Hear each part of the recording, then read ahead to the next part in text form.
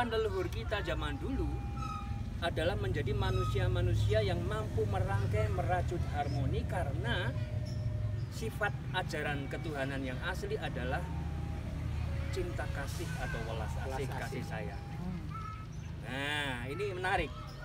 Kalau di Nusantara kita bisa jadi rukun, tapi di tempat lain kok belum tentu, karena ternyata DNA leluhur kita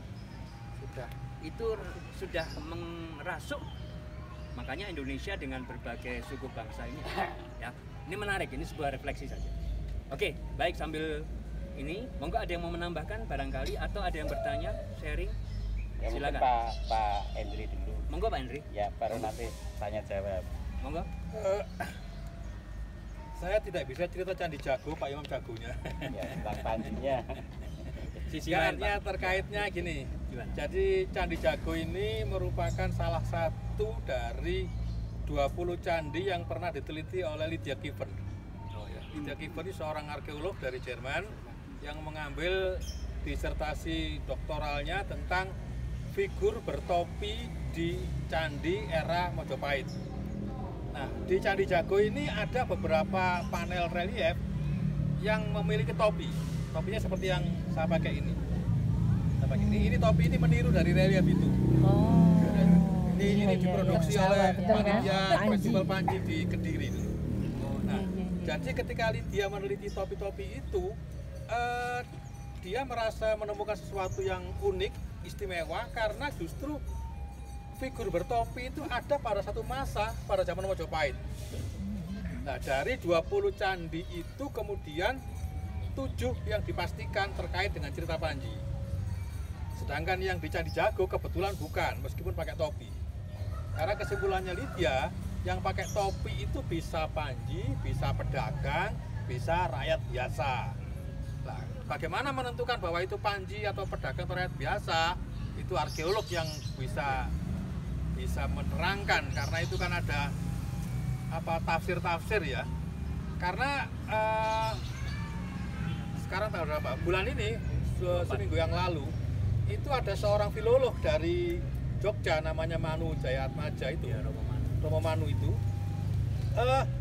beliau menerangkan bahwa topi yang dikenakan Panji itu sebetulnya bukan topi, tapi rambut. Itu menurut Manu gitu.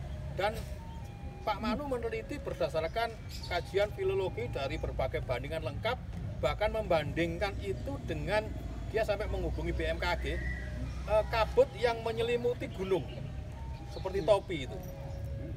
Seperti topi. Jadi menurut ini namanya sesama ahli kan boleh berbeda pendapat ya. Jadi menurut Manu itu bukan topi. Untuk membuktikan bahwa itu bukan topi, kemudian Manu membuat model, ada orang yang disuruh menggelung rambutnya seperti itu.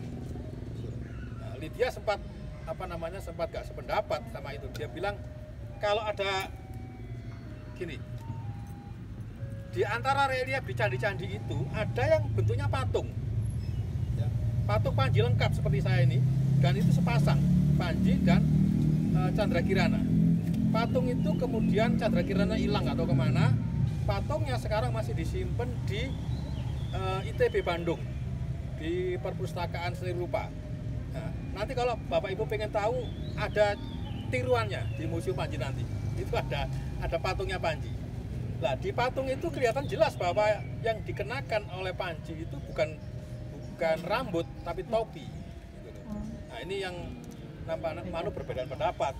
Cuma kemarin ya mungkin Manu sempat keras gitu suaranya, ya kita jangan mau dibohongi oleh orang asing gitu. Itu rekamannya di YouTube masih ada, kalau mau dicek gitu ada itu.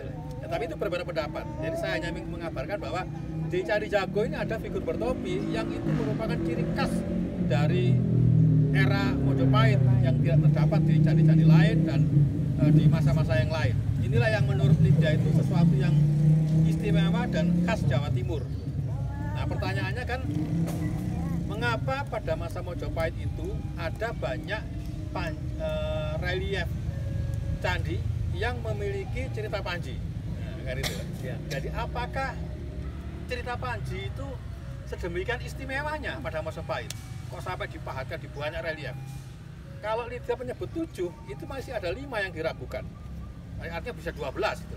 Bahkan beberapa bulan yang lalu saya ketemu Lydia ketika datang ke Malang. Dia menemukan lagi relief yang tidak ada di bukunya, yaitu di Selo Clear. Di Candi Selo Clear itu ada patung, tetapi ada reliefnya juga. Itu belum dimasukkan oleh Lydia karena pada waktu itu belum ditemukan. Juga di Candi Gambar Wetan di Blitar, itu juga ada relief Panji juga. Itu yang nggak dimasukkan di bukunya Lydia. Termasuk juga ada panel relief yang terdapat di Museum Erlangga di Kediri di apa namanya objek wisata Selo Mangleng. Itu cuma satu panel aja. Itu kalau pengen tahu cerita lengkapnya itu nanti saya bikin saya ada link YouTube-nya yang diterangkan oleh dosen dari Universitas PGRI Kediri. Dia meneliti tentang satu panel itu. Nah, menurut Agus Aris Munandar, arkeolog dari UI, panel itu merupakan bagian dari panel yang ada di situs Grogol di Kediri. Nah, di situs Grogol itu juga ada satu panel, cuma satu panel toh, nggak ada yang lain. Saking dulu pernah hilang dicolong orang, akhirnya balik mana? Karena mungkin kualat ya, gitu ya. Nah, sekarang supaya nggak dicolong lagi dikerobongi pakai pagar besi gitu ya. Nah, panel itulah yang kemudian diduga oleh Purbo Caroko sebagai awal mula cerita Panji yang membuktikan bahwa Panji itu memang populer pada masa Mojopahit. Jadi Panji lahir pada masa Kediri, populer pada masa Mojopahit. Dan ini satu hal yang sangat menarik ya.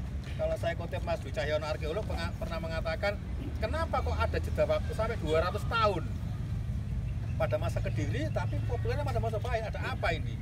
Ini yang masih dalam penelitian, karena cerita Panji itu tidak sekedar dongeng andi-andi lumut, ya. Tidak sekedar dongeng pacaran antara Panji dan Sekartaji, tetapi dalam cerita Panji ada banyak kandungan nilai-nilai filosofi tentang pemerintahan, tentang politik, tentang agama, tentang kesenian, tentang etika, moral, bahkan tentang pertanian dan segala macam. Nanti Bapak Ibu kalau ke Museum Panji bisa melihat yang dipraktekkan oleh Pak Dwi Cahyono museum itu adalah pertanian gaya Panji. Makanya museum di sana itu tidak sekedar satu gedung yang tertutup, tapi ada tiruan candi, ada tiruan reliefnya, ada lapangan, ada air, ada sawah. Itu semua adalah bagian dari Panji. Sungai. Ya, ada sungai, itu bagian dari Panji. Makanya teman-teman itu sering bilang bukan cerita Panji tapi budaya Panji. Budaya. Jadi kalau ngomong cerita Panji kan paling dongeng, ini pacaran sama ini nanti kawin hilang kayak seperti itu ya. Tapi budaya Panji sangat luas ceritanya. Nah, itu makanya saya tadi sempat bilang sama Bu Citra ya, itu kita mesti malu sama Thailand gitu loh. Ya. Di Thailand itu Panji relatif masih baru masuk ke sana. Itu sekitar abad 18. Tetapi karena yang di sana yang belajar Panji itu adalah anak-anak raja, kemudian raja itu menulis cerita itu menjadi buku, ya. Dan buku itu kemudian dilakonkan dalam seni pertunjukan Thailand, namanya lakon Nai dan Dalang. Inau, Pak, ya, mereka menyebutnya Inau, bukan Panji. Jadi Inau dan Bosaba.